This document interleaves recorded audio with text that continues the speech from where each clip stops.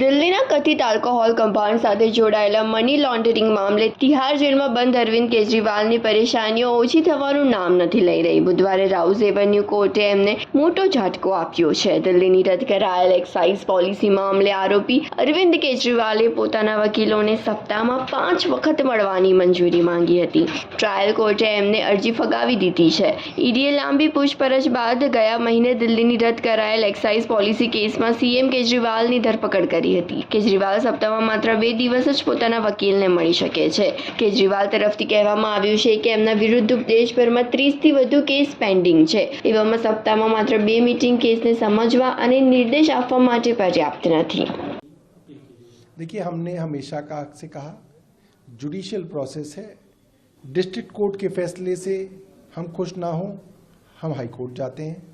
High court के फैसले को हम सहमत ना हो तो हम सुप्रीम कोर्ट जाते हैं। इसलिए हम सुप्रीम कोर्ट गए हैं। हमें उम्मीद है जब भी न्याय मिलेगा सुप्रीम कोर्ट से न्याय ज़रूर मिलेगा।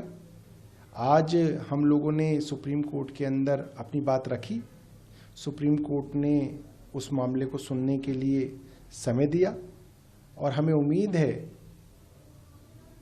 कि जिस तरीके से संजय सिंह जी के मामले में सुप्रीम कोर्ट ने एक राह दिखाई,